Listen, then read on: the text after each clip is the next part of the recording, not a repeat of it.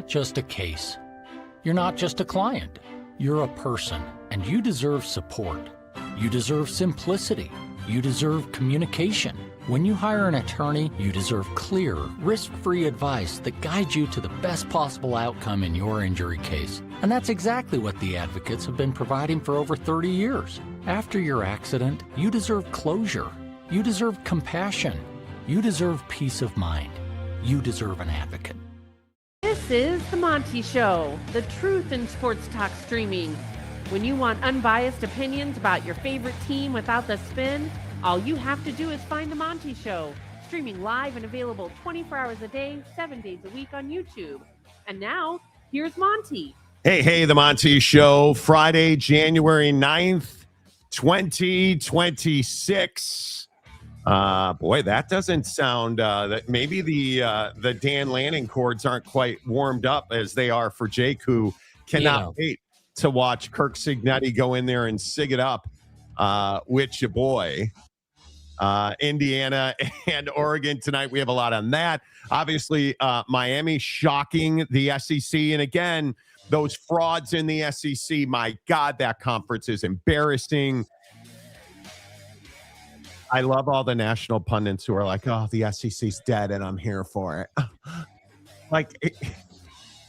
We got to get into that. We got to get into Damon Williams going back to Washington, really upsetting Mrs. Jed Fish. Did you guys see what she had tweeted about him? And now he's staying. This is going to be such a good year for Damon Williams. Got to talk about all of that on the Monty Show, presented by The Advocates at theadvocates.com, the best injury attorneys in the business, 24/7, 365. The Advocates are ready to serve you when you need them, where you need them, how you need them. All you have to do is get to theadvocates.com and you can chat with a live injury attorney, not AI chatbots or computers, a live injury attorney. Got in an accident, you're in a hospital, in an ER, Advocates are ready to serve you there. Need a video call, need a phone call, Advocates are ready to serve you. That's the best thing about the Advocates. They understand the sense of urgency you feel when you've been in an accident. It's one of the worst days of your life. If you've ever been in a serious wreck, you know, it's terrible. The uncertainty, the fear, hand all of that to the Advocates. Let the Advocates handle the claims process. You get back to living the best version of your life. And it all starts with clear, risk-free advice at theadvocates.com. Let's talk about the game first, because you guys have plenty of time this morning to rip the SEC. Miami advances to the college football playoff last night, knocking off Ole Miss. Jake, is there a statement in that? Is there, like, what do you take away from that game? Yeah, I mean, my first and most prominent takeaway is this is the game where Ole Miss missed Lane Kiffin, right? I think the offense didn't look the way it did under Lane Kiffin. I think the lack of aggression in the offense early in the game cost them. I think that, anytime you're in a playoff game or a championship game of any variety, kicking that many field goals and relying on your kicker and asking your kicker to make that many field goals, that's a big ask, man. And those weren't exactly chip shots that you had him taking. So I just 57 yards. Yeah, I mean, while he did a great job, I thought, you couldn't really ask much more. Obviously, he missed one, but he made most of his kicks. Like, you just didn't get it done on offense. And everyone's focused on the last play. Yes, I thought the last play was defensive pass interference. I don't think that was hand fighting or incidental contact or whatever verbiage they want to use. But the reality is if it's coming down to the last play for you, you didn't do enough. And so for me, we're watching this game and finally, we start to see the offense open up in the fourth quarter and they're able to move it down the field and do the things that we're used to seeing them do. And it's like, dude, where's this been? Where was this earlier in the game? Where was this in the first half? Like, I just felt like, the all the narratives around, oh, well, they'll be fine. Like, screw Lane Kiffin, send his ass to LSU. Like, we don't need him. Well, you needed him last night and your season ended. And unfortunately, it just didn't need to go that way, but the poor offensive game plan and having your defense out there for 90 some odd plays at the end of the night just didn't work out for you. Yeah. First of all, I don't believe that they missed Lane Kiffin per se. Charlie Weiss Jr., I think, did a phenomenal job coordinating this offense the last 2 rounds. I think, obviously, the Kawan Lacey injury was huge. He breaks off a 75-yard run, and then we never hear from him again, essentially. I thought that's why Miami won the game, in my opinion, because I feel like it completely changed what Ole Miss was doing offensively. I think it's awfully difficult as a play caller to completely flip your script. You don't count on Kawan Lacey getting hurt. Now, they were far too conservative in the second quarter, in my opinion. I think to your point on that, I agree 100%. I just think that the play calling was far too underneath. I think Trinidad Chambliss needs to get out of the pocket. Obviously, when he was rolling to his right, I thought he was dominant. That last play, listen, nobody's throwing a flag on that. Should they? Could they? Yeah, if my aunt were my uncle, she'd have balls, but she doesn't, so she's not, right? Like, I just think you're never getting a pass interference flag on that. That's just not the way officials work games. I think ultimately, if we're talking about why Miami won this game, Miami was a more physical team. Were they the better team? I don't know if I would say that Miami's the better team. They were more physical. And Carson Beck, for the first time, I think since I have seen Carson Beck play college football, Carson Beck made critical throws in big situations that won the game for Miami. That's what this comes down to. We can sit here and talk about officiating, but Carson Beck made throws, and you watch that play where Carson Beck ran that last ball into the end zone for a touchdown. Was that a great play by Carson Beck? Sure. You know what wasn't a great play? A buddy from Ole Miss sitting on the ground, not trying to get up. The defensive tackle sitting on the ground, and Carson Beck ran right past him. That's why Miami won the game. Their their drive, their motivation was simply better. I just, the idea that you were going to have all of your emotions and all of your energy after what had happened with this Ole Miss team, I think was a pipe dream. There's too many distractions. You were not focused. Frankly, I think Pete Golding's going to be a average ass coach. I don't think he was in full command of this situation. I think this was far more Lane Kiffin's team, and we could sit here and talk about how Kawan Lacey's going back and Chambliss wants to go back. That's all well and good. This was Lane Kiffin's team. Mm-hmm. To your point, did they miss Lane's mentality during the game? Certainly they did. Did they miss his swagger and bravado and play calling? Certainly they did. Is that why they lost the game? Certainly it is not. Certainly it is not. And I think what we do, and I think this is a really important point, what we do when we talk about how much they missed Lane Kiffin is we downgrade and denigrate a truly hearty, everything we've got performance out of Miami. And Mario Cristobal's not that guy, pal. He's not known as that guy. He didn't make the critical mistake, although I will just continue. He flirted with it, though.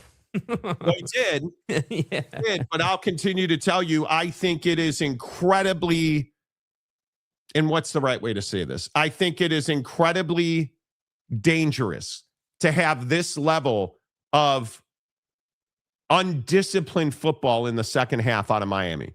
It's really difficult to make the mistakes that Miami made. And a better football team, I don't know, like Indiana, is going to beat you by 17 points if you continue to be that football team. And I just think that the physicality piece is not as impactful against Indiana. But again, I think that the Miami Hurricanes, ultimately they win this game because Ole Miss's defense is on the field for all those plays, and they deserve credit for that. I'm not saying that to take anything away from them. Miami in that offense did a great job. I actually think that the boys on defense really were the ones that tortured Ole Miss all night. Like my biggest problem, and the reason I look at Ole Miss's offense and the way they went about it against this defense is I just felt like there was never the moment of like, hey, well, they're pressuring us. They're sending bodies. They're pressuring us. They're coming off the edge. They're sending bodies. Our O-line is doing everything they can, but obviously with the pressure, like sometimes that's not enough. And I felt like there was times in the second quarter where I felt like, man, dude, like you guys are just being really conservative and not adjusting to the pressure. Like, where is the, hey, we're gonna call a little running back leak out, right? Like, hey, just flip it to the back after the pressure goes by him. Let him get 5 to 7 yards on that carry all night long, right? Because that's what you needed to do against this defense. You have to use the pressure against them at some point if they're winning the matchup, which they were last night. So clearly. I think that it's not to take anything away from Miami. They won the game. It was a damn good performance. But I think that Ole Miss fan and SEC fan and Lane Kiffin hater saw his abilities not on full display last night. You saw the difference between Golding and Lane Kiffin, and you saw what Chambliss is capable of when you open up that playbook. And well, 2 of 10 on third down is the stat that everybody, there are 2 stats in this game that are painfully obvious. Ole Miss couldn't run the ball without Kawan Lacey. That's why they only had 1830 something in time of possession. And I think Miami was like 41 minutes. You couldn't run the ball. That's right? not good enough. And yeah, and you on look any at the field. You look at the fact that they only ran for 121 yards and they were 2 of 10 on third down. And a lot of that, this is where your Lane Kiffin point, which is stupid and irrational, comes to be very actually smart and rational. Because at the end of the night, who had more passing yards? Well, Ole Miss did, 277. How did Miami win this game? They beat your ass up front and they ran the football. And as much as I think Kawan Lacey's why Ole Miss lost this game, the impact of the play calling, the spread, the lack of commitment in the running game after Kawan went out, I thought was a big part of the game. And I think play calling's easier on first and second down. You make your money as a play caller on third down. And being 2 of 10 on third down is really, really bad. Well, and it just felt like on the other side, we saw that commitment to the run game. Like again, we're watching the game last night, and there are times where Miami's not running it on third down and third and like 3, and you're getting by that point in the second half, Ole Miss's defense had been on the field like for I think it was like in the third quarter they had already been on the field for like 70 some odd plays or whatever it was. Like there was a massive discrepancy. And it's just like, dude, like you're taking like 8 minutes left in the fourth quarter. Miami gets the ball or whatever, that second to last possession they had. And I was sitting there saying, okay, this is Carson Beck's defining time. These last 2 possessions. If Carson Beck turns the ball over and Ole Miss goes on to win the game, his fate is sealed and his reputation is sealed. Yes. Now, that didn't happen. Now, there were multiple times where it was close to happening, but again, it did not happen. And I thought that this game last night for Miami was the game where everything they're known for is on display, both good and bad. Their recklessness with the ball on full display. Their physical style of play on full display. Their commitment to bludgeoning you the whole game and holding the ball and possessing the ball and just wearing your ass out on full display. Right. And part of it was too, like the genius of that last play by Carson Beck, I felt like too, was like, nobody's going to sit here and say that Carson Beck is some prolific thrower, right? That against against a fresh defense who's in a good position to beat you, that he is just an overwhelming force. But the beautiful thing that I felt like took place was you did wear that defense out. That defense was not up to the task on that last drive. And he was identifying some pressure off the left edge and pulling the backer in and getting his guy open, 10 yards down the field. So it is an easy pitch and catch. And that to me is what really good teams do. And again, I don't think they're going to win a national championship. I really do believe that, and we're going to get into this, but I really do believe that Indiana is probably 10 points better than Oregon in this game. And I do believe that Indiana's probably slow down. No, I'm not slowing down. Wait a minute. I'm not slowing down. Listen, here comes the throat slamming reference. Get ready. I thought the guy that you can't wait to share him like a lollipop Sucking Dan a Lanning. ding-dong. Yeah, you said that your love, your passion in your heart, Length and girth. the guy that you are willing to risk a paralyzed vocal cord for, Dan Lanning. Did you just say that he was going to lose by 10 points? Man, I don't know, Jake. It feels like you're betraying. I don't know, Jake. This doesn't feel like you're being loyal to your significant other, Mr. Lanning. Well, again, we're not fans on this show. We're truth tellers, and that's the truth. And I just think that Indiana should win this game. And if Indiana and Miami match up, I do think that the first half will be the best part of the game, because I do think that they will pull away and win the national championship comfortably. But again, Mario Cristobal deserves credit for getting this far. I haven't been a big Mario Cristobal guy. I definitely was not a believer. And the guy deserves credit for that game last night. But ultimately, it'll be interesting to see what happens. Gabe Ledley. Gabe, good to see you, my guy. Google me guy. Can't wait until Phil Knight hears about Jake flipping his allegiances to Google me guy. Google me. Oh, I win. Google me. Erroneous on both counts. See? And this is true. This is true. Bro. Danny. Bro, Mike, chill. Danny, use me like a glory hole. Oh, yeah. But ass. Should probably never say that again. Listen, I think Miami was simply the better team last night. And I think you're right. I think Indiana's the better team, although we'll get into the Oregon-Indiana game. I'm really curious to see if the paralyzer of Jake's vocal cord is going to figure out how to get a pass rush. Oh, he don't know nothing. Yeah, if Dan Lanning can get a pass rush on Fernando Mendoza, Oregon has a chance to win the game. When you have a guy in Dante Moore, who I think is absolutely a special performer, a quarterback, and I think he is a guy that can make all the difference in the world when it comes to winning and losing. You give that guy a chance late in the game, much like we saw at a Chambliss last night. You give him a chance late in the game, Oregon's more than capable of beating Indiana. Smiles and glory holes. But you're going to have to get Fernando Mendoza on the ground. You're going to have to hit him. You're going to have to take some personal fouls doing that. Late hits, whatever it takes, you're going to have to pound him physically, much like Dan Lanning tells Jake. So, and by the way, Gabe Ledley's been a member of the show we're at 36 months now. Jesus, Gabe, bro. Wow. Okay. 36 months. Unbelievable. Morning, Gabe. King of Thailand. Indiana is best team in the country, not even close, in my opinion. I think they have the best defense in the country.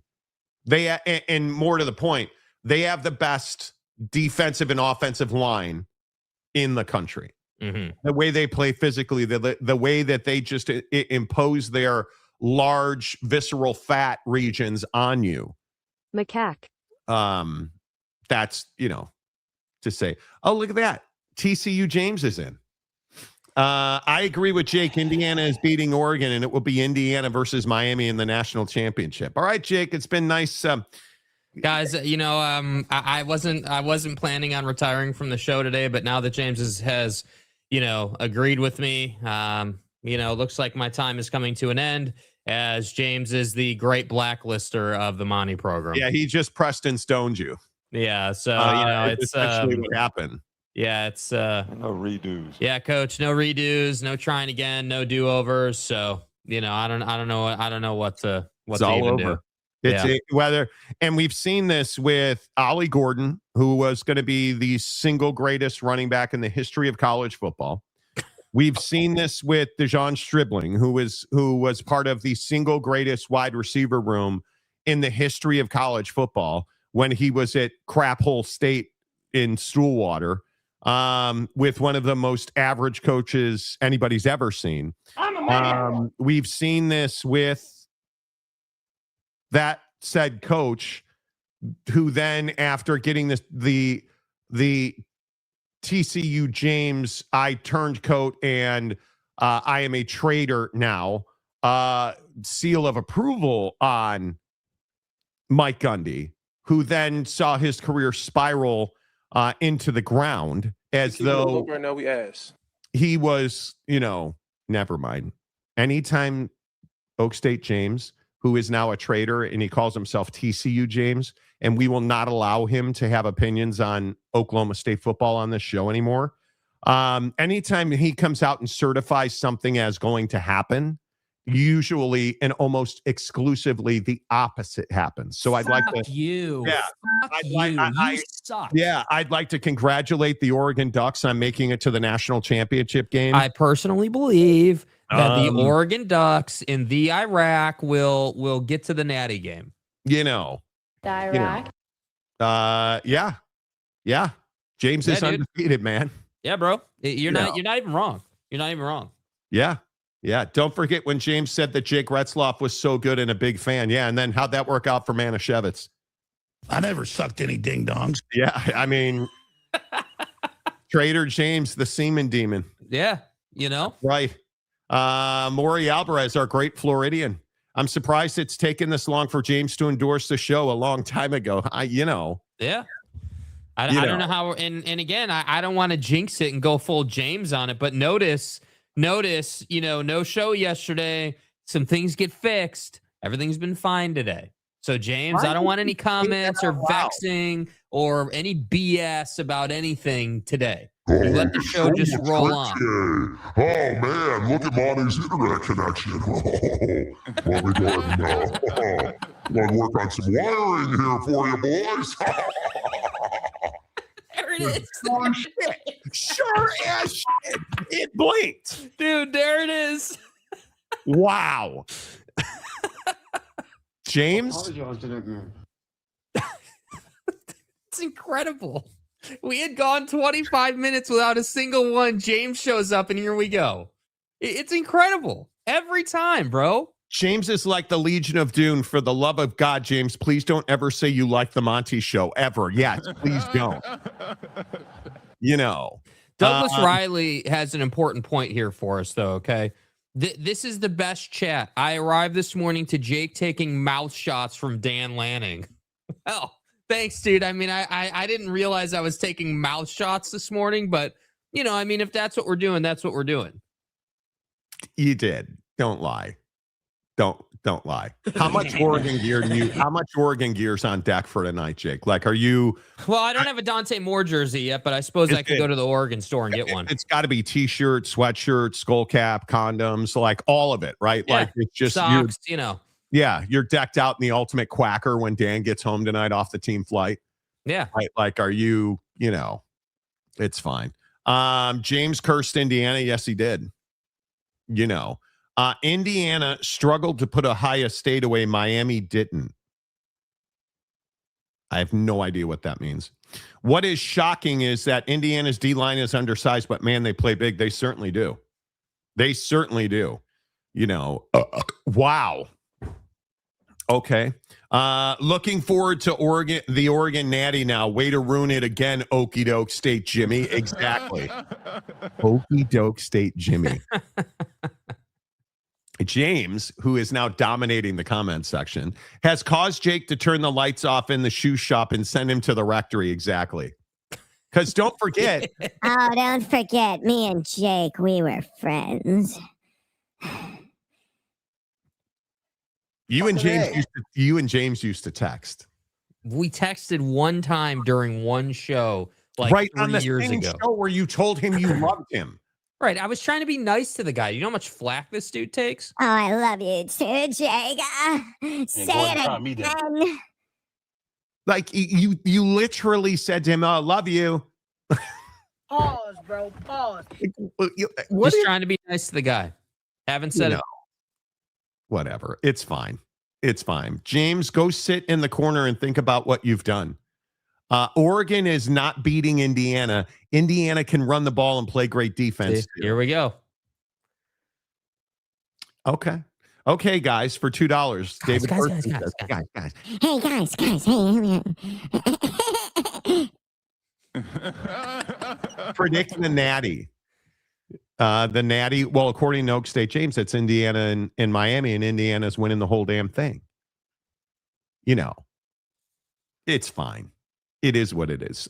So let's get back to actually talking sports. Your belief is that should have been pass interference in the end zone. Without a doubt. Yeah. I mean, I think that there's a difference between hand fighting and interfering. You know, if you're not grabbing, you're just kind of pushing each other. Like you're not holding, you're not, you're not preventing the guy from making a play on the ball, but you're playing legitimate defense. Yeah. Like you and Dan playing tummy sticks. Yeah. Right. Yeah. But that to me was absolutely pass interference, defensive pass interference. No question about it. You had a hold of him before he entered the end zone and didn't let go. And he was never given the chance to make a play on the ball because you were holding him. I don't know. I understand too, though, that it was, it's the last play of the game and they typically don't call things like that. But I don't know, man. I think that is something next season I would love for college football to improve upon a bit. I would much prefer it to be called and then rolled back, or, like make it reviewable, or like we need to get those plays right. Because if you call that, you're putting the ball on the 1 yard line and we have a different outcome. Well, just looking at the replay of that last throw, it's a good throw if the guy's not pulling the front of the receiver's shoulder pads down. He's fully got his hand in the jersey. It's pass interference, but you're never getting that flag. You're not. And if it's a penalty, it should be a penalty no matter where it happens. But they don't blow the whistle in the NBA. They don't blow the whistle or throw the flag in the NFL. You're just not getting that call. Yeah. And I think, again, I'm not saying that's why they lost the game, but watching it live, I was like, dude, like how egregious can it get?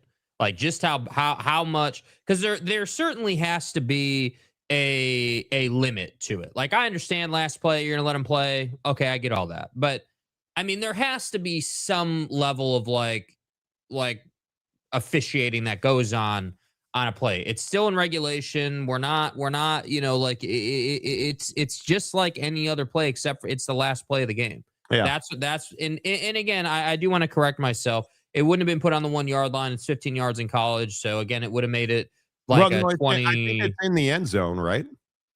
I mean, yeah, I'd have to. You should look it up. Yeah, I'm pretty sure it's still just 15 yards in college, but I could be wrong. But either way, I think the biggest thing last night, Miami did a great job possessing the ball. Ole Miss's defense. The result is a spot foul, automatic first down, and you would put it on the 1.5 yard line. Okay, all right, yeah. So I obviously you'd have a different outcome. So it is what it is. I think that was one of the best CFP games we've had in several years. I think that to me is much more indicative of what a college football playoff game should look like. Back and forth, a lot of scoring, good matchups, two teams that are capable of beating each other. That type of material is exactly what the CFP should be. And this is why I've advocated so hard for the G5 not to be in the CFP, because this is the type of matchup I want to be seeing every single game. I want the best teams going after each other every single time. And the other thing I a talking point in this game that seemingly everyone has just ignored is, why are we playing this game on a Thursday? Can I just ask that question? NFL playoffs. Yeah. It's NFL playoffs. And I hate that it's on a Thursday and a Friday night, because the game tonight, obviously, it's at 7:30 Eastern on ESPN. Yeah. I hate that it's on a Thursday, Friday night. I'd love to see these at 4:30 and 7:30 on Saturday night. Yeah. The Bears. It's as simple as that.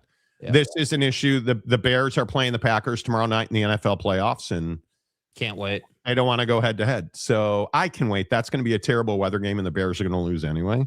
So, dude, the Bears are in the playoffs. Enjoy it on some level. Nah, it's the Packers. If they were going to lose to an actual good team, I'd be okay with it, right? But they're going to lose to the Packers, and it's going to hurt. It's going to hurt in places deep down we don't talk about at the water cooler, and it's not going to be good. So glad you have such a positive outlook on the game. Well, one, I think the Packers are a better team. But two, I think when you have this, the weather in Chicago tomorrow is supposed to be just horrendous. Absolutely terrible. So I don't have high hopes for it at all. Yeah. But yeah, I don't love that this game was on a Thursday night. TJ back, did Oak State James pray for Maduro? Oak State can't ruin coffee. Could ruin coffee, water, Jake's vest, and you name it. Yeah. Yeah. How about you in a vest today? You've joined the vest gang today. And I'm paying for it because I'm sweating my D off today. Like it is. Dude, it is legit cold in Seattle. The weather is so crazy. We leave Paris. Did you guys see how much snow Paris got? Insane. I feel like we lucked out almost. Oh, I would have loved to have been there for a snowstorm. No, I don't want to fly out of there during a snowstorm. And I don't want to walk around while it's freezing cold and snowing on you. Yeah, they lost like 400 flights there. So the cancellations across Europe have been crazy. But anyway, here nor there. My feeling is that there is no other place to play this game. You really think college football can compete with the NFL? No, I don't think they can compete with the NFL, but I just think that there has to be again, it's the idea that you've been pushing for how long now? 2 years, of hey, the CFP and the NFL need to work together to push the game forward. Yes. Just the game of professional football forward, if you will. And I think that it's just I was sitting there before the game started and I'm like, dude, like it's 3:00. Like I'm not in watch football tonight mode. Like it's like, I get that, typically there'd be Thursday night football on and maybe that's the angle they were playing. But like, I was like, dude, like it's weird to me that this is the college football playoff and we're doing this on a Thursday evening.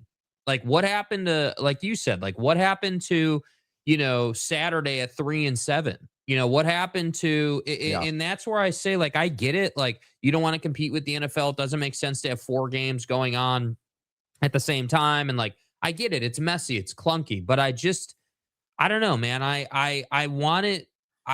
There needs to be a more seamless way for this to work. And part of me feels like the NFL needs to stick to Sunday until this gets figured out. Because I would have loved to have seen CFP Saturday, NFL playoffs on Sunday, right back in the groove on Monday. That would have been incredible.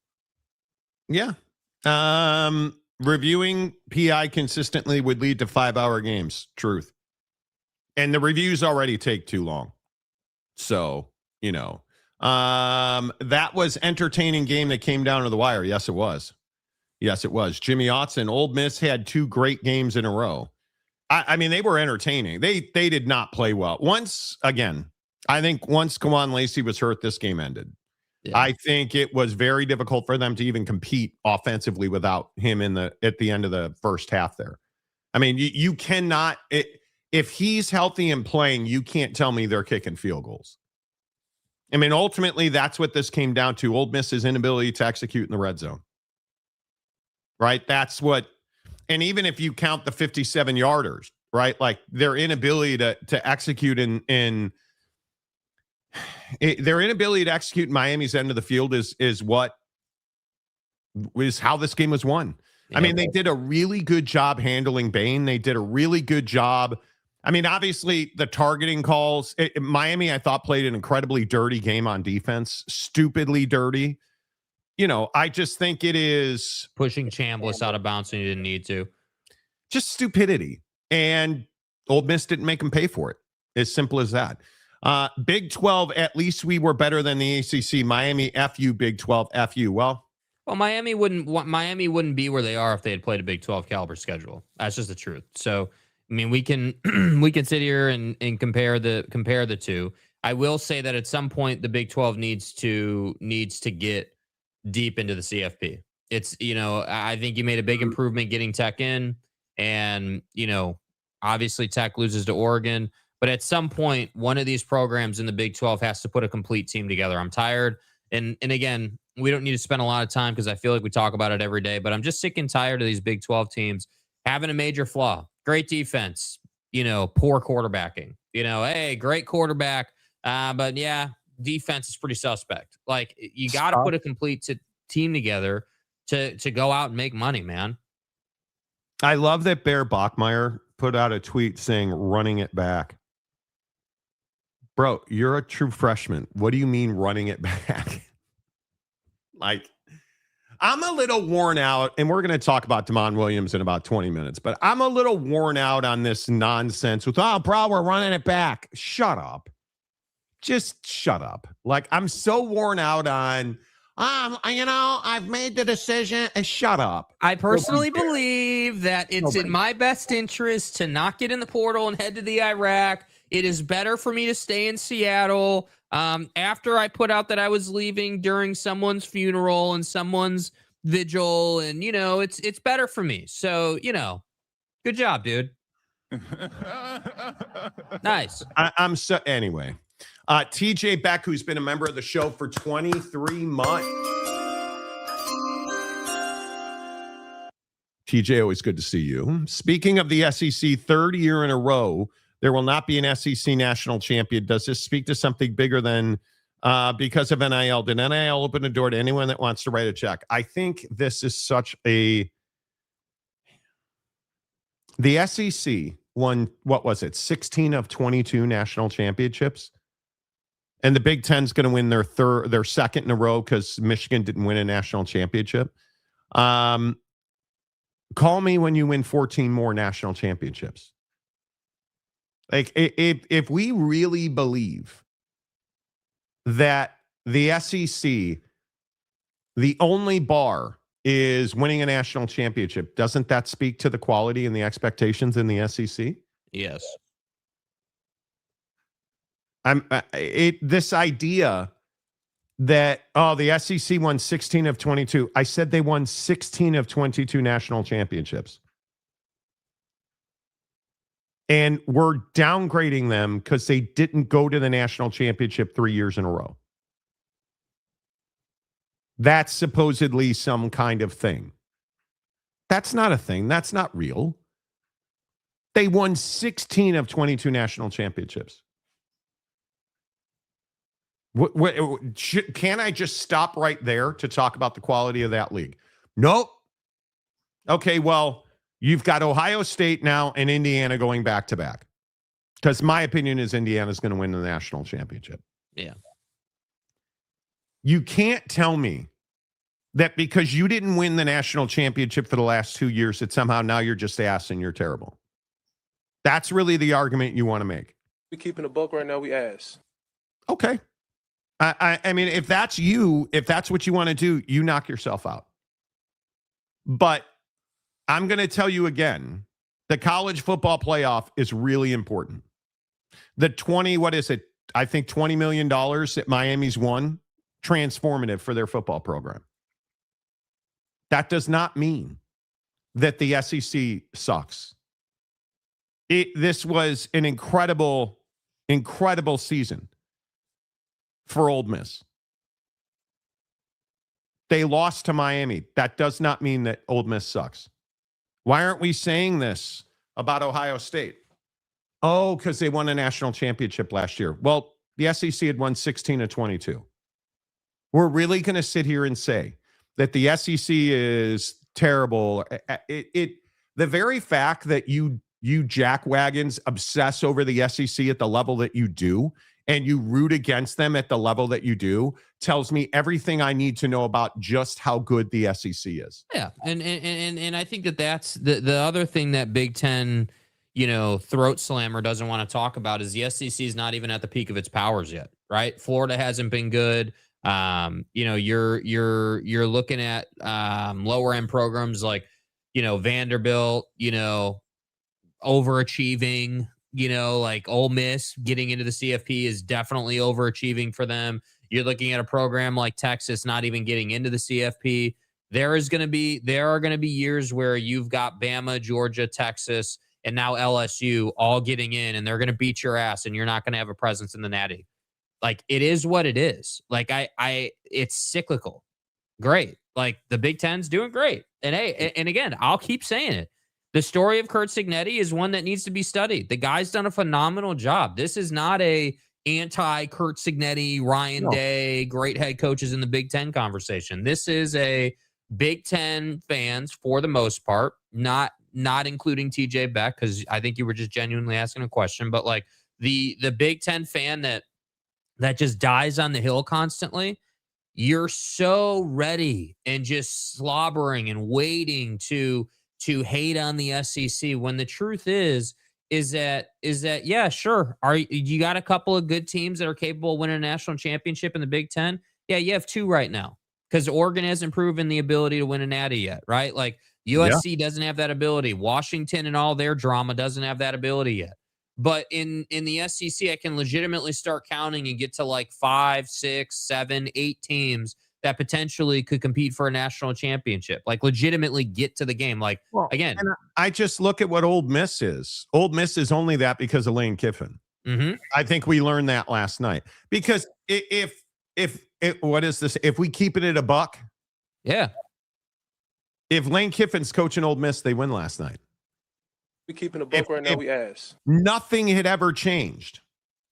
They win last night, in my opinion. If he had never gone to LSU and we hadn't seen all this drama, and they just keep chugging along, because Ole Miss is, in my opinion, a better team than Miami is. But you're not going to be able to. And you watched like Miami had all these injuries and the targeting hit, which was. And Miami fan bitching at me on Twitter last night about how that wasn't targeting against, his name just went right out of my head. But the targeting call late in the second half, it was clearly targeting. It's not even close to not targeting. But you look at the way that once the play calling changed and they had to get aggressive and throw the ball, what happened? Miami was not able to keep up with Ole Miss. Ole Miss is a good football team, right? But if Lane Kiffin is still there, but he's not. And who won the game? Miami won the game. They deserve to win the game. I like all these people on Twitter last night talking about the officials. The officials didn't. The officials didn't win or lose the game. Yeah, the officials didn't help you or hurt you in play calling. You did that to yourself. And yes, Miami won the game because they were more physical up front. That's why they won the game. Everything that I've ever said about Carson Beck came true last night. Everything, like the guy's an average-ass quarterback. He's not the reason you won the game. But what did he do? He stepped up on the last drive, and he made plays. And why was he able to run that ball into the end zone? Because your defensive tackle was sitting on the ground, not attempting to stand up. Yeah. It's as simple as that. I think that, again, Ole Miss, LSU, Bama, Georgia, Florida, Texas, OU at some point. Like, dude, the list is endless. Like, I've got 5 right there that are already better and deeper than your conference. And that's what I think. I'm just telling you, enjoy this now, because, again, it's cyclical. I'm not rooting against the Big Ten. But the honest reality of the situation is Ryan Day won one of the best, if not the best, national championships last year that I've ever seen. We've talked about that. I know we agree on that. And then this year, Kurt Cignetti has built something special with Indiana. And again, a lot of credit. I love what you're doing there, man. Like, the Google me shtick early on made you look like an asshole, but now it's kind of coming true and you're paying it off. So kudos to you, man. Flowers. But you're never going to be able to factually say that the Big Ten is a deeper, more competitive conference than the SEC. The average SEC team is probably putting 35 on your average ass Big Ten team. That's just what we see when we compare apples to apples, man. I think NIL has changed a lot of this conversation. There is no question that the 16 of 22 era, when the SEC won 16 of 22 national championships, that era is dead, right? Mm-hmm. Like that's not college football. It's more competitive than it's ever been between these two in terms of talent. Without question.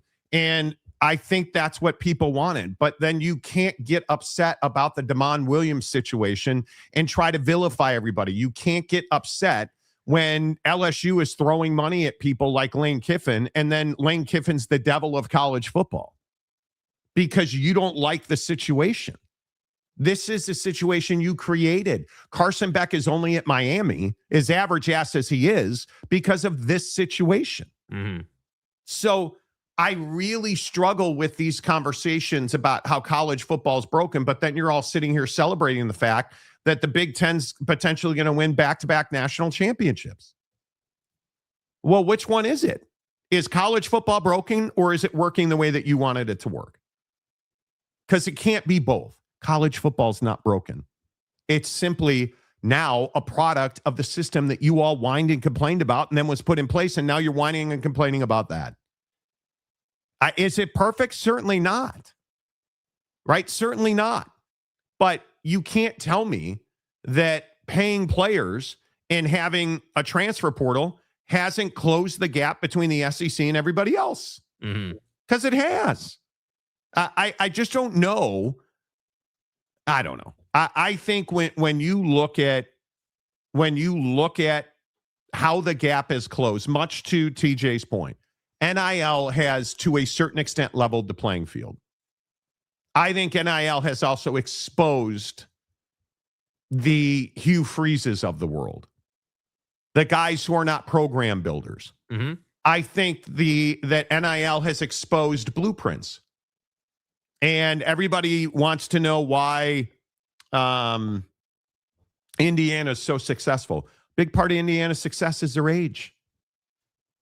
They're one of the oldest teams in the history of college football, right? And their guys, unlike BYU, who's old because their guys go out and serve missions, their guys are just college football players. So they're bigger and stronger than everybody else. Huge tip of the cap to Kirk Cignetti. He recognizes that. Mm-hmm. Right? I think their average age is 23 years old. Right? Like, I just think the system has changed. So is the Big Ten going to go on and win 16 of 22 national championships? Well, let's find out. Because I do think Indiana's going to win a national championship this year. Right? I don't have any doubt about that. I think all of the irrational hate of the SEC is comical to me. It's comical to me. Yeah, because I agree more. It's just so there is nothing to be found. There is nothing to be founded in the SEC's a bunch of, like, what is even your argument? If we're now going to say the only measure of a good conference is if they win a national championship, well, then only one conference will be good every year. And frankly, that's not the case. It means you cannot make the argument the Big Ten is a better football conference than the SEC. That does not exist.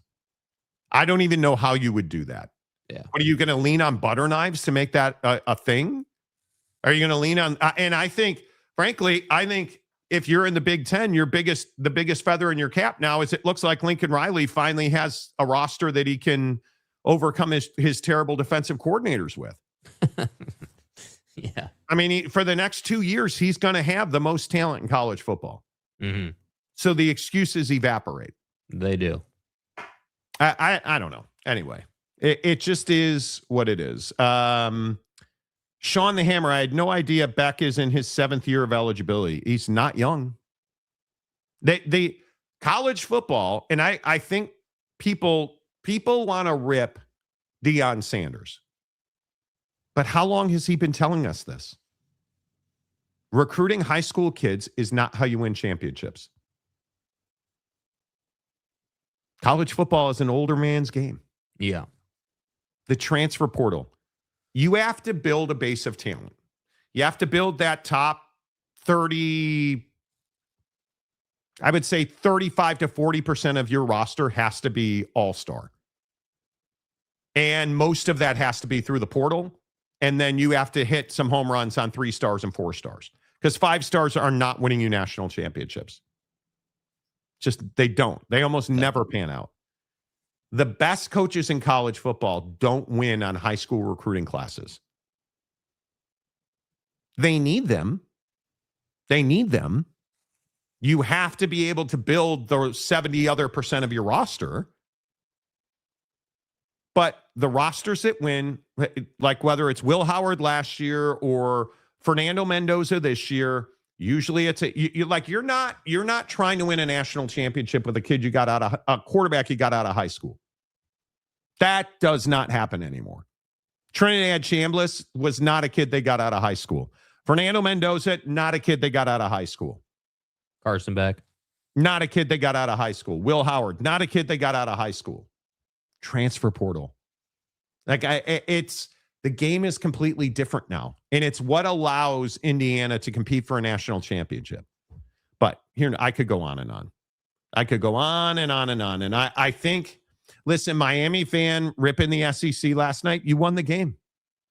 That gives you a license to do that.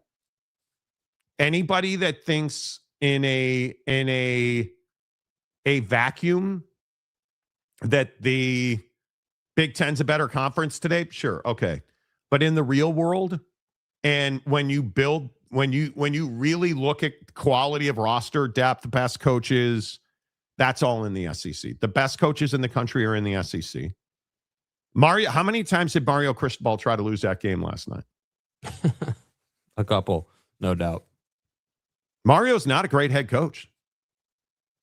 Just not. And the thing I struggle with is when I look at Kirby Smart, Steve Sarkisian, when I look at the guys that are the best coaches in college football, Ryan Day, it's like the same five guys. And what NIL is doing is NIL is allowing you to essentially say, I don't have a quarterback, I need Carson Beck. Well, I don't think anybody would ever say that. But I need Fernando Mendoza. I need, and the other part of this is, how many of these transfer portal quarterbacks go on to be elite NFL quarterbacks? Not many. Yeah, don't think we have. I think so far it hasn't been many. Obviously, smaller sample because this is kind of a newer thing. But look, yeah, Miami won the game. I think they did a hell of a job. What do you mean we'll never give Miami any credit? How have we not given Miami credit today? Like, quite literally, I said Miami won this game because they are more physical. But when you get into the minutia of it, is Carson Beck an amazing quarterback? No. How many times, like, even the broadcast was saying last night how nervous you have to be letting him throw the football. Yeah. It's terrifying. How many times, like, all of the, I just sat here and said, all of the injuries could easily have been an excuse for Miami in the secondary. Could easily have been an excuse. Was it an No, it wasn't. No, it wasn't. Miami won the game. Why did Miami win the game? Because the defensive tackle, the nose tackle for Ole Miss, didn't try and get off the ground, and Carson Beck had a free run to the end zone. He made the play.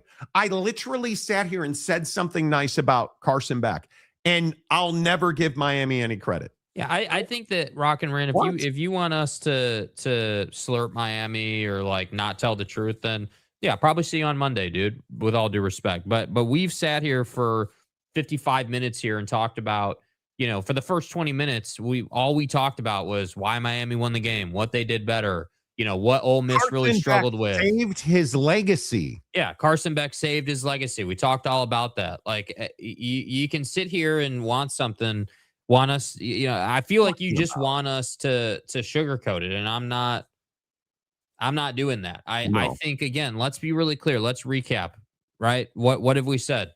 The Miami defense did a hell of a job. I think Ole Miss did a really poor job. Adjusting to what Miami had to offer. And I actually don't think that, Miami in terms of scheme looked really different last night. I just think that they dominated you physically. They won the matchup consistently all night long, and you never had any adjustment. I'll just keep saying Miami needs to run the ball more. Why are you not running the ball at the end of the game? Why? Rock and Rant, because they would have, bro. Wait, what? Don't make it that simple. That's not what I mean. I just came in 10 minutes ago, and all I've heard is how Miami would have hypothetically lost to whoever if Lane Kiffin. Okay. If they don't go through the fog of Lane Kiffin to LSU, They're a more well-prepared, ready to play this game team. I don't know how you can even argue that. I think you look at the play calling, as soon as Kawan Lacey gets injured and goes out, this is a completely different game. This is a completely different game. We have talked at length about Lane Kiffin's ability to command his playbook on this show. I think it's his single best attribute as a coach is his play calling. My firm opinion is if Lane Kiffin never goes to, but wait, he did.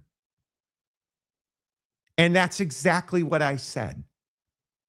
He did go to LSU. So there was this fog. So they didn't have him calling plays. Anybody that's going to argue with me that Lane Kiffin not being there calling the offensive plays hurts Ole Miss is out your goddamn mind. And what do you want us to talk about? This is my other thing, dude. What do you want from us? Do you want us to sit here and not talk about the fact that the offense looked completely different because Lane Kiffin's not there? Do you not want us to talk about the fact that that gives your defense an advantage, which again isn't a knock on you? It's just a fact of the game. Do you not want us?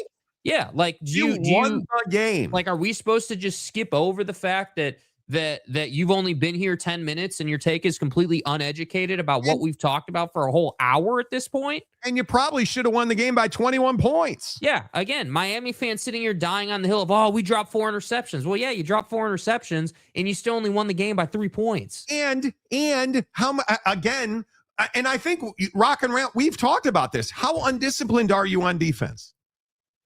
How many fucking false starts are you going to get from your right guard? This is, take Lane Kiffin out of it. My whole point about Miami is they won this game because they were more physically intimidating up front. I thought Ole Miss handled Bain as well as I've seen any offense handle him. It should have never been this close. That's all I'm saying. Like, nobody's trying to take anything away from Miami. Miami's a horribly flawed fucking football team, dude. Like, yeah. I don't know how you can say whatever you want about me. I have gotten Carson Beck right to the number. I don't want that cat to have to throw the ball to win me my game. I do not. But why did it work last night? Again, here, let me slurp for you to make you feel a little better since you haven't had your coffee yet. Why did it work? Oh, it worked because you possessed the football for 40 some odd minutes in this game, and Ole Miss's defense was exhausted because of what you did to them. Well, I think it was 89 snaps on defense. It ended up being, I think it ended up being like low 90s after that last drive. And I don't know, man. This is why I say, if you want to come into this comment section the morning after a game and expect us to just say Miami's the best, Carson Beck's amazing, what an incredible team, wow, they're going to win a national championship after they beat Ole Miss. That's not happening, dude. And I'm kind of sick and tired of this cycle where you guys expect anything other than what we've given you for 10 years now, which is, hey, you won the game. Here's why you won the game. Here's what you should expect in the next game. And here's what would have happened if things were different. We're talking about how that game played out. And again, just to recap it, if you're just tuning in, we're talking about Miami last night beating Ole Miss. And Miami won that game, frankly, because they were the more physical team. And they finally, I know Mario Cristobal listens to the Monty Show. They finally ran the ball. At the end of the day, that's what it comes down to. They finally ran the football instead of relying on Carson Beck, because I think that's the entirety of it. I think Fletcher's a stud. He clearly is not healthy, by the way, but you play him as much as you can play him. But the thing that worries you about Miami going forward is some really bad decisions. That near interception by Carson Beck, throwing that ball away on the last drive where it hits the Ole Miss player in the hands. Good Lord. Like, that's what scares you about Carson Beck. And I personally believe U.S. Americans are going to see Indiana thump Oregon tonight. I think that's a terrible matchup for Miami. If you're Miami, you better be hoping for Oregon tonight, because I actually think Oregon's a really good matchup. Now, We'll see what happens with how many guys are actually hurt for Miami, because that secondary clearly in the second half was not the same. And just the thing that really scares me about Mario Cristobal teams, and we saw this at Oregon, the lack of discipline. That might be the bigger takeaway to injuries. It's really close because you're going to have, what do you have? 13 days, 2 weeks essentially to get ready to play Indiana. The lack of discipline, that late hit penalty on the field there on Lacey was just, I mean, you are playing with fire. And again, my belief is you should have won by probably 21 points. You could have won this game by 3 touchdowns if you're Miami. When you play like that, you could lose by 3 touchdowns if you're Miami. That's what's so scary about Miami Hurricanes football is you just don't know when they're going to make that mistake. That's the thing that worries you. I've been here, Matt, not sure what you're saying. Yeah, Rock and Rant's here a lot. Rock and Rant is not a new Miami fan. Not a new Miami fan. The idea somehow that, what are we supposed to be, the Dan Sileo show where we come in here and talk about sticking people? Come on, bro. We don't, the difference on this show is I am an unapologetic Notre Dame fan, and I still am not irrational about what a shitty coach Marcus Freeman is. I mean, besides all of the dudes we've gotten out of the portal. For me, like, we have got nobody, not one single signing from the portal. Everybody's freaking out. Everyone, oh my God, the portal's open. All these guys are leaving. We haven't signed it. Dude, the portal's been open like 5 minutes, bro. Like, what did you expect? Did you expect to have like 10 guys on day one? Yes. No. Yes. If you're expecting that, it's not correct. Not 10 guys. How about just one wide receiver who can make a difference? Jordan Greathouse, screw him. Why are you expecting him to go out and recruit wide receivers when he's never done that? Why is Rock and Rant coming into our comments section expecting us to suck off Miami when we were not going to do that? We've never done that. Miami. We are not slurping. We are not doing that here. We are telling you the truth about what happened, dude. We're not going all Dan Sileo. We're not doing Coke Nose Irvin on this show. Yeah, it's incredible to me. I'm not Ray Lewising Miami, dude. That's not happening. I'm not doing that. Like, we're not, like, I guess my question, dude, is what is it that you expect? What is it that you want? It is clearly a talking point out of this game. Lane Kiffin's absence impacted the game. There's no question about it.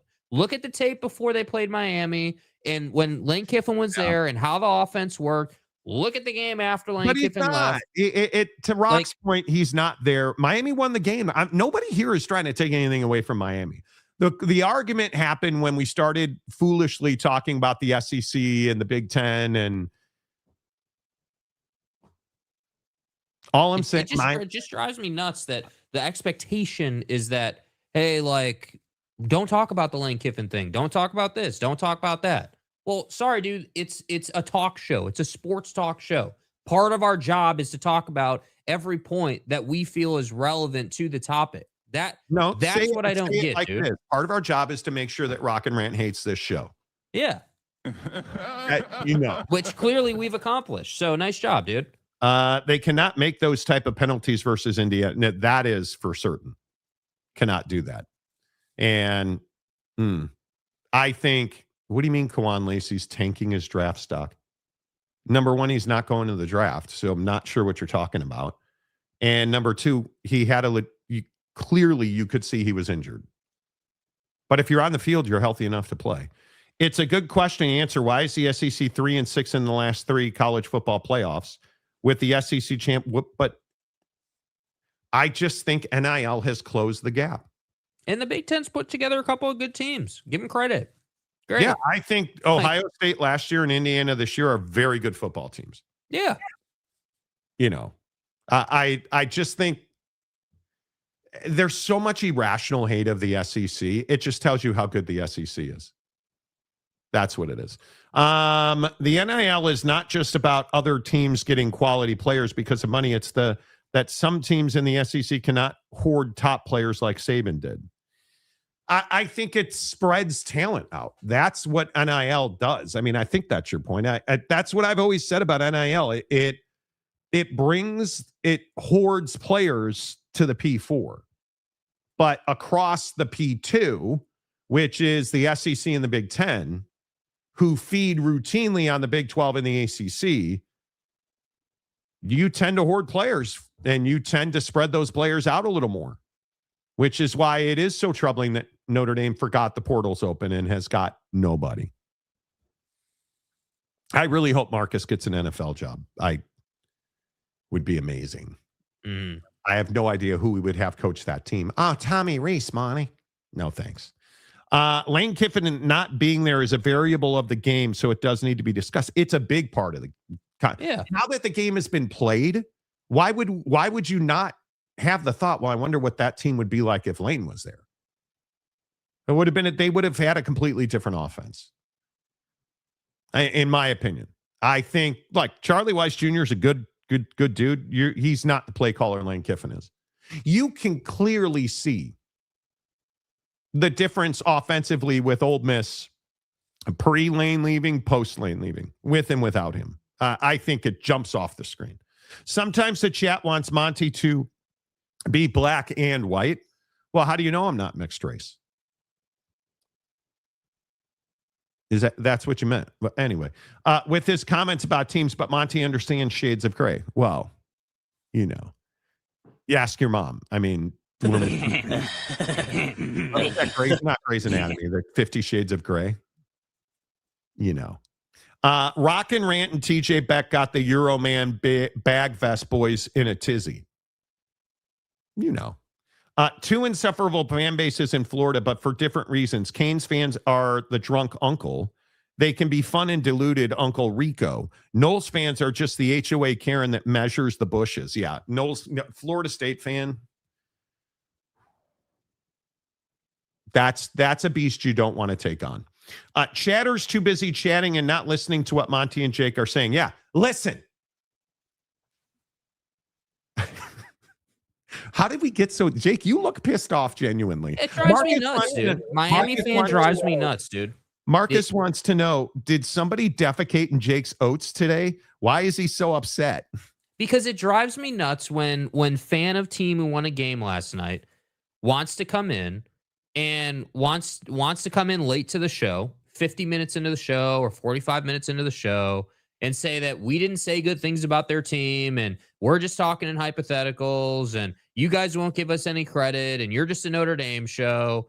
And then when we're like, hey, dude, if you go back, we actually talked about how physical your defense was. And, your offense had Ole Miss's defense on the field for like 90 some odd plays, and like you did all these great things. Carson Beck is terrifying and ugly. Who looks Carson Beck is the epitome of a terrifying quarterback who did a great job last night. Like, and then you want to come in here and be like, you guys don't say anything good. I'm out. I'll see you Monday. This is ridiculous. You're just talking in Lane Kiffin hypotheticals. Okay, well, if you're going to do that, then what makes you any different from what you're accusing us of? Again, Since right Kiffin here. would have beaten everybody. Right, Rant. I'm wondering why he couldn't beat Kirby Smart, but Pete Golding did. Like, you're too busy. See, this is my point. Let me do to you what you tried to do to us. You're too busy hating on Lane Kiffin and hating on a clear and definitive talking point from last night's game that you're not celebrating the win. You're not saying, hey, yeah, I was really, I loved what we saw of the defense. Yeah, Carson Beck made me a little nervous, but he had that great drive at the end of the game. You're so busy hating on Lane Kiffin and hating on the talking point that is Lane Kiffin that you can't see that you're doing exactly what you're accusing us of doing. And what I struggle with in these kinds of comments, and Rock, I'm sure you're just annoyed, which I understand. What happens in the regular season, that's why this whole thing about, hey, can we beat the same team twice? What you did in the regular season is meaningless. The way that you prepare, the way that you... Because you look at Miami, they're a different team than the team that played even Notre Dame. Like, as they went through the season, as teams are now able to adjust to their defense. I think that's a big talking point out of this game. The defensive line did not have the impact or the pressure. We did not see Trinidad Chambliss dominated you in the second half. You got almost no pressure on him. And it was clear that the defense was frustrated in the last two possessions. Well, it's because of the blocking scheme. The way that Ole Miss operated up front. You think Indiana or Oregon's not going to note that? That's why the playoff is different, because you handle things differently. You build schemes and offenses and defenses for a one-win mindset. When you lose to Georgia in the regular season, that's not the end of the world. Like, I just can't. And this is what I say to all my Notre Dame brethren. You want to bitch and moan that, like, I saw the Notre Dame folks on Twitter, oh, we'd have beat Ole Miss. Okay. Well, you didn't get the chance because you lost the only two games that matter. Yeah. Oh, Miami's average. Well, funny, they're going to play for a national championship. Oh, that's right. You were average last year and played for a national championship. Right? Like, you makes me crazy. It makes me crazy. But the idea that somehow the Lane Kiffin thing is off base in this conversation is crazy. The show is better when Monty and Jake and people in the chat are pissed and angry. James must have told his ugly wife how much he liked the show. And everyone in the chat is arguing. Bro. Wow. James, how do you do it every time? Every time. First of all, hey, I'm giving someone credit. Chad Carter, great comment, dude. Incredible comment. How does James continue every day to catch strays about his ugly wife comment? It's incredible. That's incredible. That's incredible. And I agree. How hard is it to hit the upright twice from 50? It's very difficult. Can you believe it? My wife was like, wow, he hit the upright again. Well, listen, when you're hitting a little baby draw as a kicker, that tends to happen. You know, he's clearly got he's clearly capable of making those kicks regularly. And it speaks to his consistency for sure. Yeah.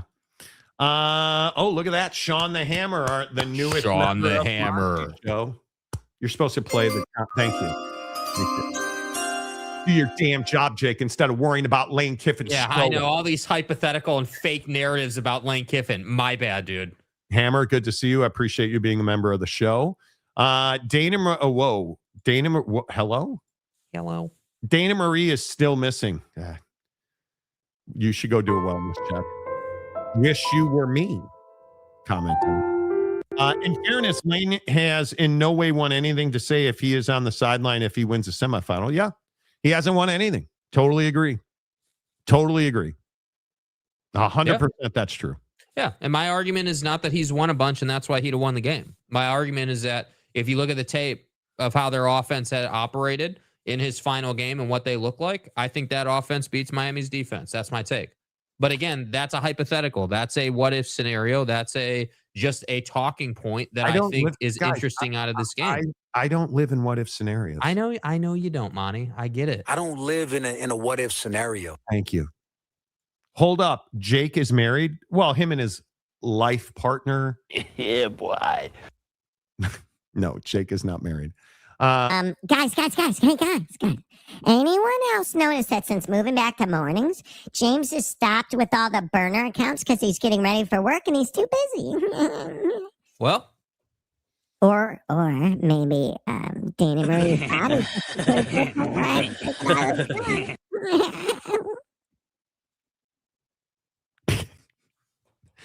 How many of us believe that James has burner accounts? All of us.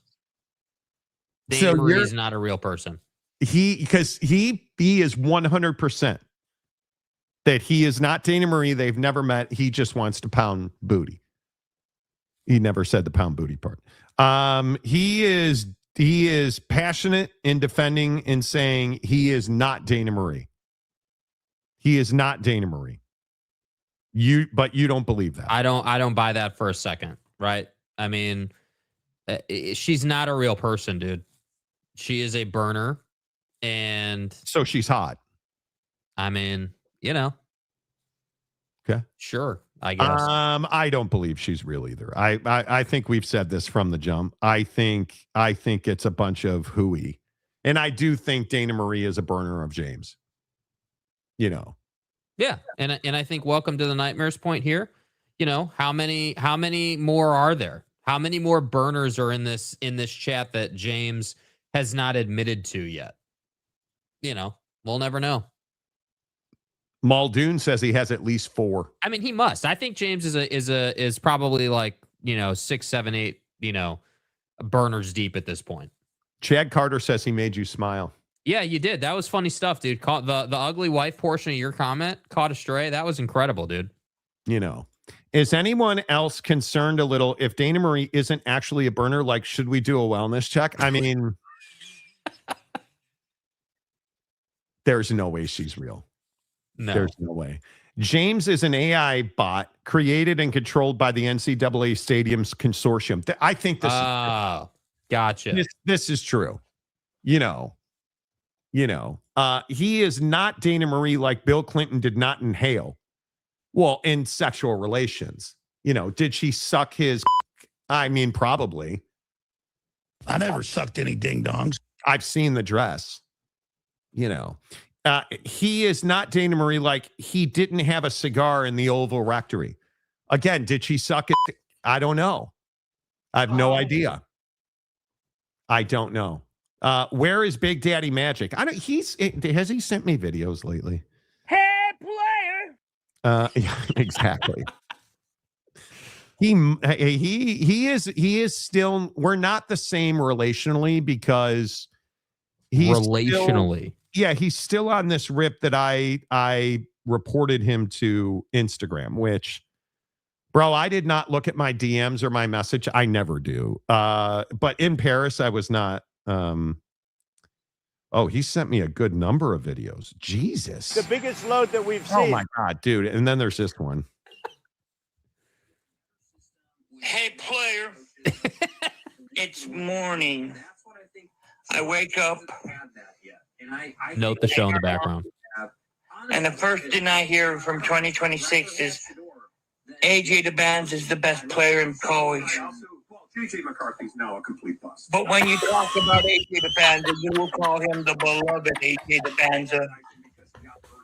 And I'm his number 1 fan, and don't you ever forget that. Happy New Year.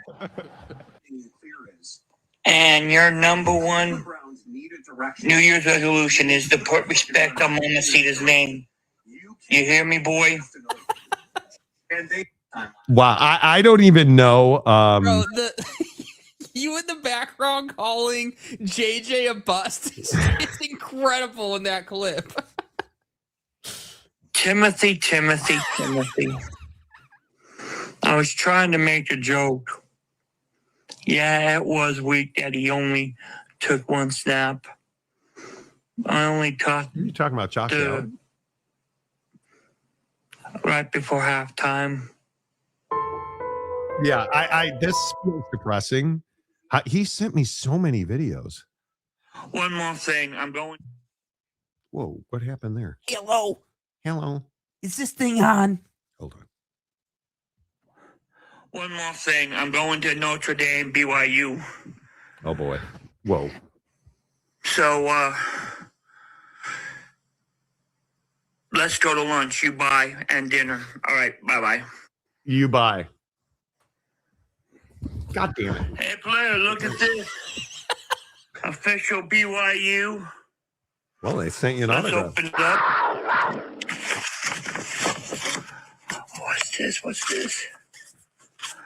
What's this? Signed Chad Lewis cards with a wonderful letter. Who's going to the Utah BYU game and meeting AJ DeBanz on Saturday? It's just me. The beloved leader of the AJ DeBanz Nation, Big Daddy Magic. How do you like that, player? Well. So when you start talking about Big Daddy Magic, you just make sure you know that I have a brother that's 6'9", 250 pounds of a sexy BYU official. AJ the Banza, you said it yourself at 7:15 in the morning on the 5th of January 2026 of our Lord. He is the best player in college basketball. Woo! Bro, you got to smoke more weed. Hold up. This comment right here. Hang on. We gotta pause on BDM for a minute. You rank calling all James burner accounts butt buzzer Bucky's manager. I have no idea what is wrong with you people or why you stand behind the car in the garage with the door closed, but you do really you. did. Bucky's butt buzzer Bucky's manager. Hey, player. And then there's Big Daddy Magic, who, cutting a WWE promo. What happened to Victor Wembanyama? Remember, the greatest player ever, and you were Victor's like the way. Yeah, you Dan Lanning'd him, and like you were, now it's AJ Danny DeVito, Devanza. Listen, what you do to strengthen your forearm and shoot your shot 21 times a month, dude, you got to do what you got to do.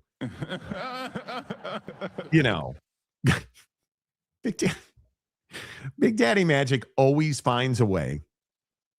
He always, and Jeremy Bolton, speaking of Oak State James burner accounts. Well, what is happening? What is happening is you're late. So now we're in full chaos mode because you haven't done your job in the comment section. That's the problem. See, again, because, you showed up an hour 20 into the show and then you're like, oh, what's happening in here? Are all the commenters going crazy? Yeah, they are actually. Yeah, they are. They are. Might want to start wrangling them a little bit.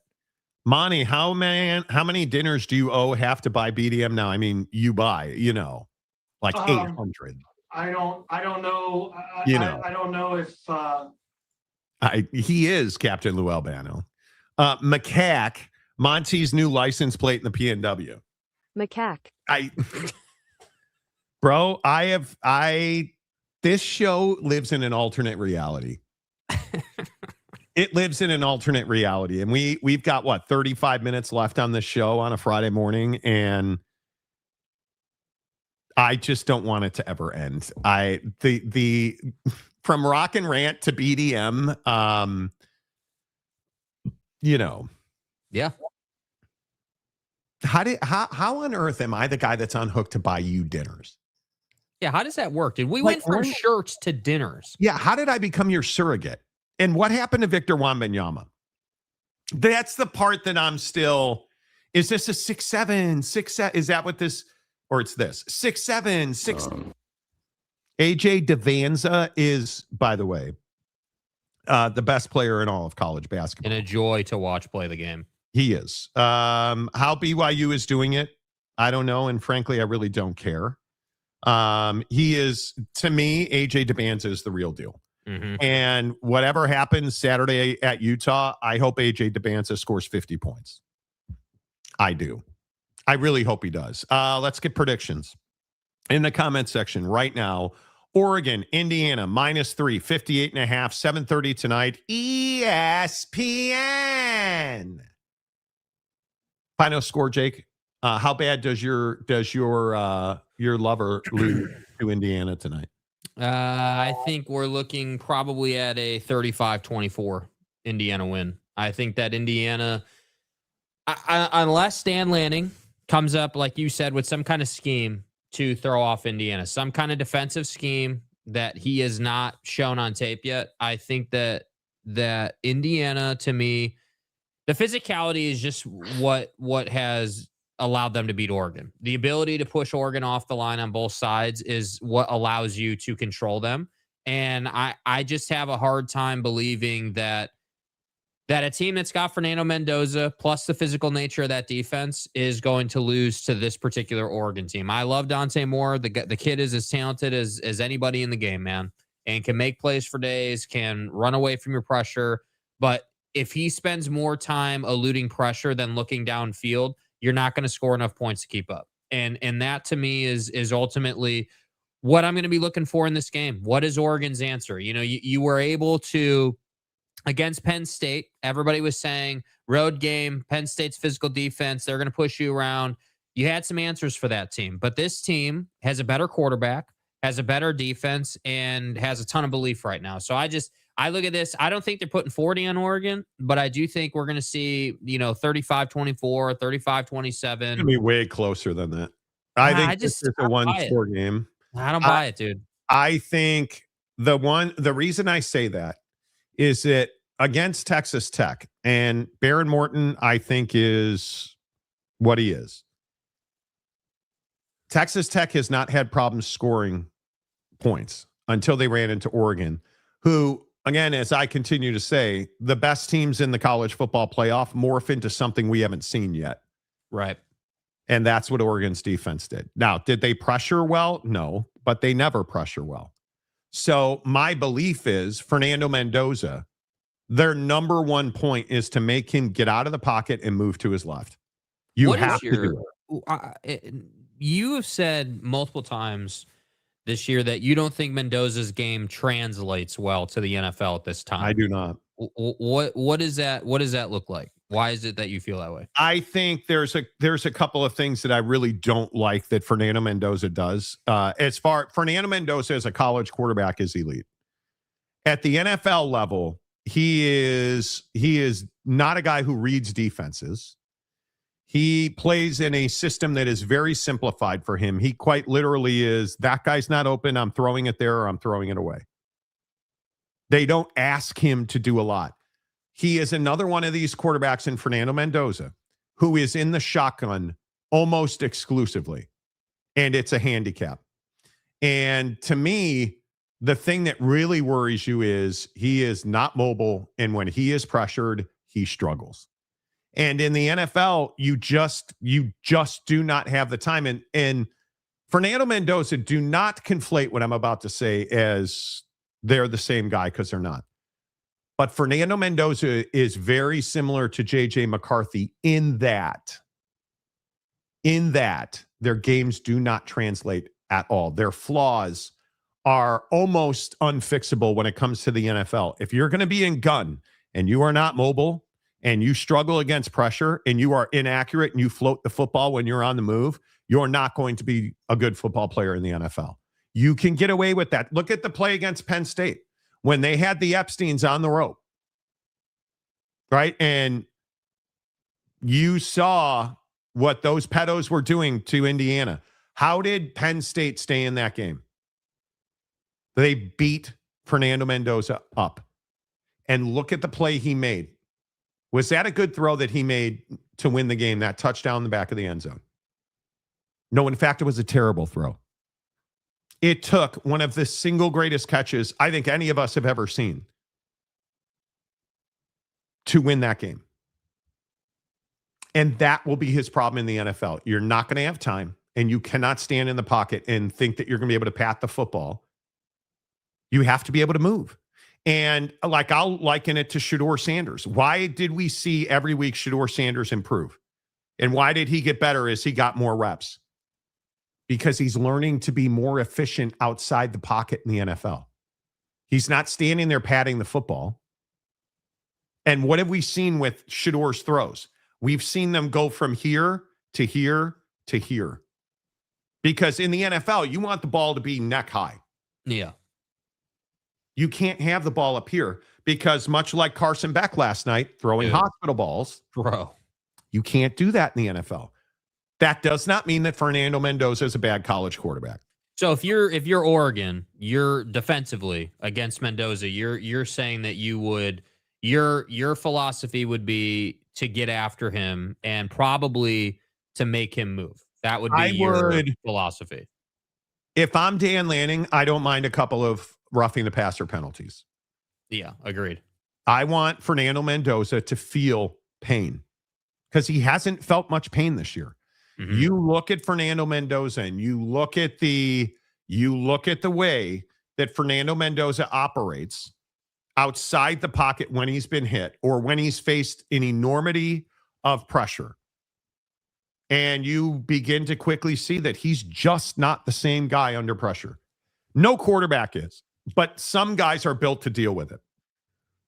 Tom Brady is the one quarterback who comes to mind, who was a statue that could stand in the pocket and deal with pressure. But what's the clear and obvious difference between what he would do and where Mendoza's at? And obviously, experience comes into this, but that portion about being in shotgun constantly, that only works if you understand how to read the defense and you understand, because I'm a big believer that these guys like Aaron Rodgers, Tom Brady, the guy, Peyton Manning, the guys who are prolific at reading defenses and adjusting protection plays to exploit their weaknesses. I'm a big believer that it's not just that they watched a plethora of film to be educated. It's also that they understand tendencies and percentages, meaning, hey, if I see this look could provide us a couple of different actual defensive schemes once I snap this ball. But given down and distance, given time and game, given who's on the field, this is my gut feeling. And those guys had that dialed in so much that they were right most of the time. And so my question for Dan tonight with his defense is, listen, dude, like both of your coordinators obviously have taken other jobs, but they're still performing for you, right? They're still here doing a job. And so my question is, with this game plan, will we see them try to pressure Fernando, or will we see them try to play a secondary game? Hey, we're going to try to be disciplined in the secondary. We're going to try to suffocate his options, because that's basically the two schools of thoughts and how you can do this if you're not good at pressuring the quarterback. Hey, we're gonna play a lot of nickel and dime. We're gonna have a lot of guys out on the field in the secondary, and if that happens, the problem is Indiana's going to run the football. So Indiana is going to try to basically inflict their will one way or the other, and it's just going to come down in this game to what Oregon can do to stop that. Is it stopping the run, or is it stopping Fernando Mendoza? Because that's it. That's why Indiana is so good. That's why all the great teams who have won a national championship are so good. Like Ohio State, you can look at whoever you want, even the Bama teams. Hey, like if you're going to drop back and you're going to play a secondary game, then we're gonna take the opportunity to run the football. We're gonna run the football a lot. We're gonna run it on first, second, and third down. Like we're gonna force you to come back down to the line of scrimmage, and then we're gonna go over the top, and vice versa. So that's why I don't love this being a close game, because I just don't see a way for Oregon defensively to win the matchup, to win the battle, and that's what I struggle with. I think that Dante Moore is a really good player. And I think that when I look at their offense and I start asking, what do they do well? The thing that worries you a little bit about Indiana is Fernando Mendoza has to be elite for them to win. Dante Moore does not have to be elite for them to win, because Dante Moore has a really good running profile. And I think that to me, when you look at the balance on Oregon's offense, I actually really like it. And I think Fernando, when you look at his concepts and you look at the way that they operate with him, I mean, there's no play action 66% of the time. I mean, that tells you straight away that he is commanding the offense. And you look at that, they only throw 20% screens, and I say only. He's rated a 72 on screen passes. His highest best grade, obviously, like everybody else, comes on plays where there's no screen and they run play action. But the thing that's really impressive about him is that he grades out at an 89.3 in all drop back snaps. I mean, Dante Moore is a hell of a passer. And I think when you look at the fact that he was only sacked 15 times, I mean, Fernando is the least pressured, highest rated quarterback in the country, second only to Dante Moore. So these two guys are very good.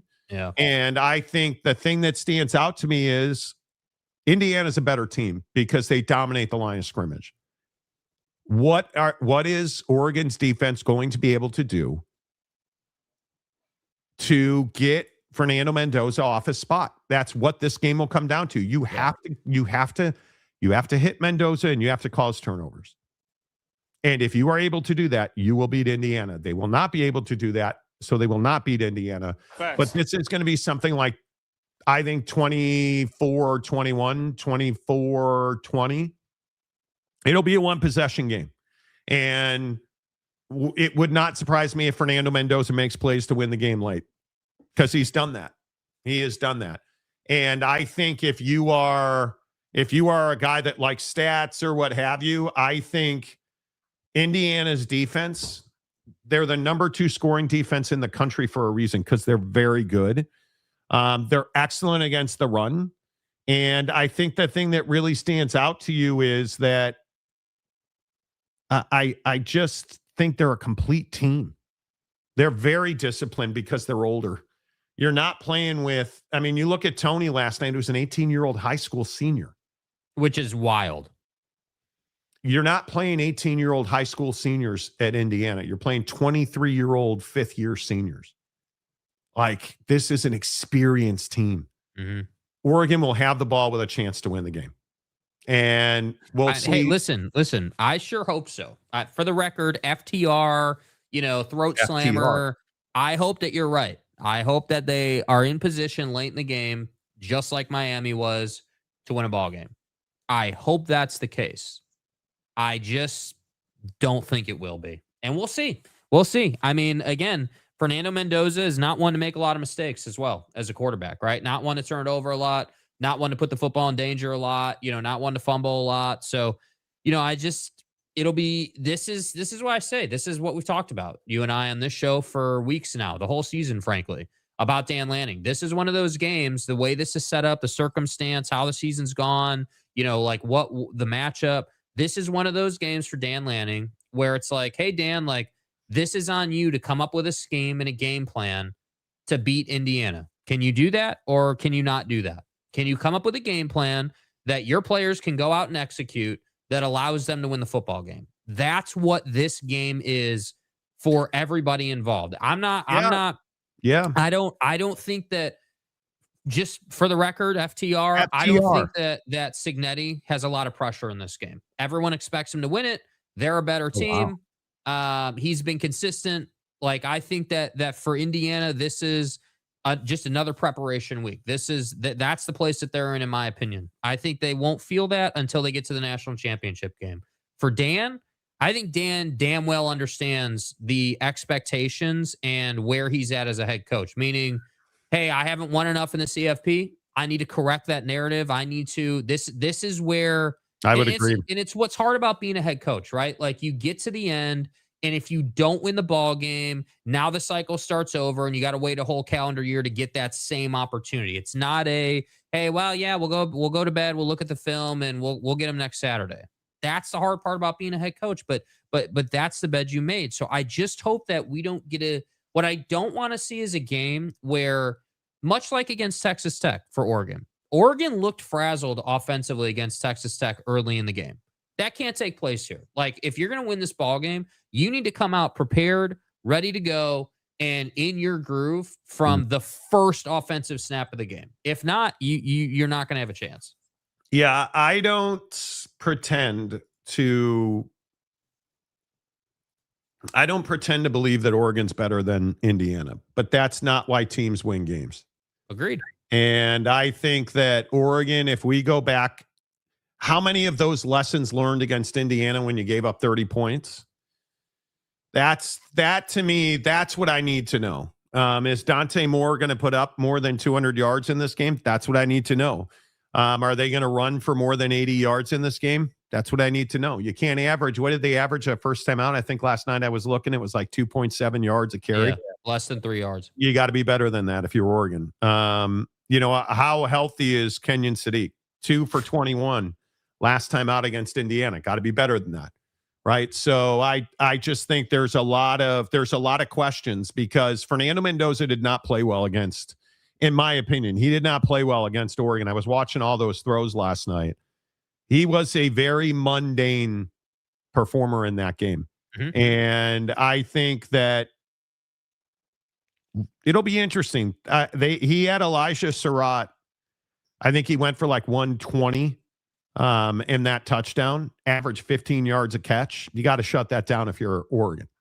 And I know your throat slammer guy is a defensive guy. I want to see a good defensive game plan out of Dan Lanning tonight. Agreed. Because I think tonight is a lot about legacy for Dan Lanning. If he loses this game, Monday, we're going to ask some real tough questions about Dan Lanning. Yep. And did LSU get a real coach upgrade in Lane compared to Dan Lanning? Yep. If he loses this game tonight, I think Dan Lanning's got a lot to prove. I will also say really yes. quick, just generally speaking, not unique to Oregon, but these are the last 2 games of the year for college football. So don't miss them. Enjoy them. I would contend that this is probably the best game left on the schedule. I know it's not the national championship game, but for me, this is the national championship game of college football. These 2 are the best 2 teams left, in my opinion, of the 3 teams that are left. No shade to Miami. It's just my opinion. And I think that this game has the potential to be the best game we've seen in this year's CFP. I really do think it has that potential. If Oregon can come out, like you just said, with a good game plan and they're playing their best football, this game could be a classic, just as it could be a blowout. And so I just on a Friday, when we're talking about a lot of different things, just enjoy these last 2, because after this, the long winter that is known as the off season in college football is coming. Yeah, is upon us, and I think that we need to be cognizant of that as we flip these games on. Yeah, national championship game, go Ducks! But I think Indiana has it. I agree. Yeah, I think the winner of tonight's game wins the national championship. I think there's too many injuries. The lack of discipline defensively for Miami will hurt them against both these teams. But you still got to play the game in Miami's home stadium. Let's not forget that. Which is incredible. Yeah. I mean, that's probably the best story out of that. Yeah. So I'm a huge fan of that. Before we go, final score prediction, because I'm going 24-20.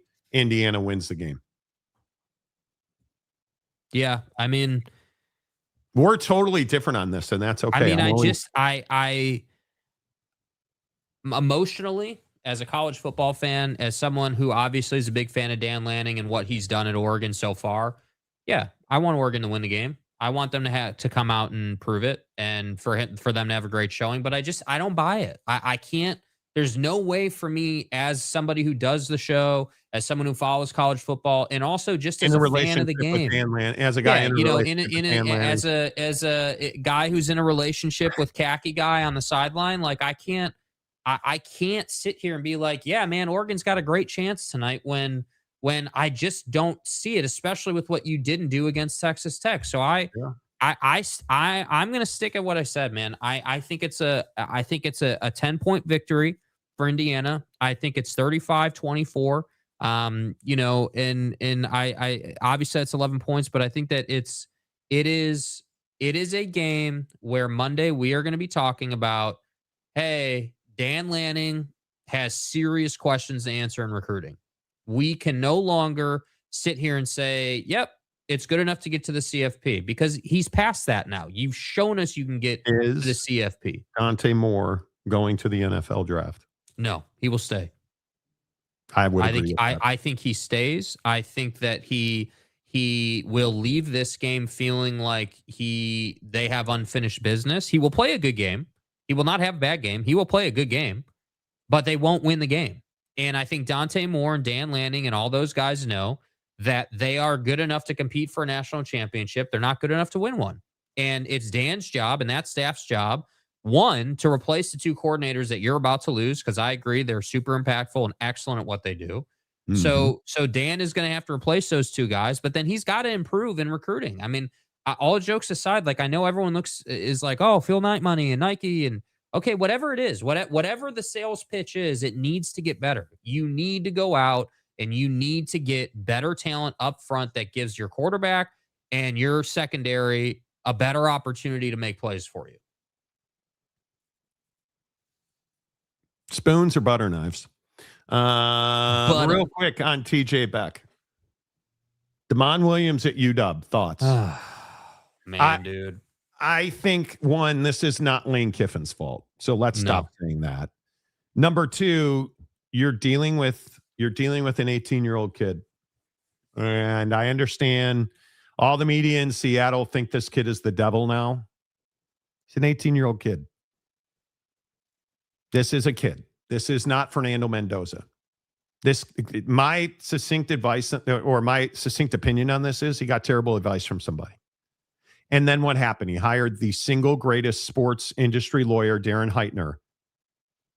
And all of a sudden, he made the right decision and stayed at UW. So all you jackwagons that work at the Salt Lake Tribune and forced Kyle Whittingham's daughter to release a statement yesterday, that's the exact same situation. Now this kid is your quarterback. How are you going to handle this? Because all the people on the radio here in Seattle that were crushing him and calling him a jerk and a loser and selfish, and now what? Because when he doesn't want to talk to you and doesn't come on your shows and you rip him for that, now what? Oh, I actually think that he needs to do that. I think that whether he wants to or not, is inconsequential. Damon Williams has a responsibility now to do damage control because of whether it was a mistake, bad advice. I don't know. We don't know what took place. I would agree that this was about a cup of coffee away from being the next Iamaleava situation that we had in college football.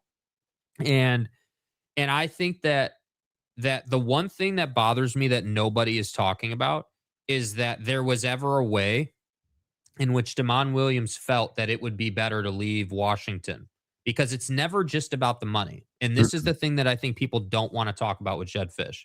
And Jed has some proving to do. We're going to sit here and rip Dan Lanning. Jed's got proving to do. You haven't done a damn thing in Washington yet. And I know you haven't been there 10 years. I understand you're in the process, but we're getting to, year 2, year 3, like we're getting a little bit down the line.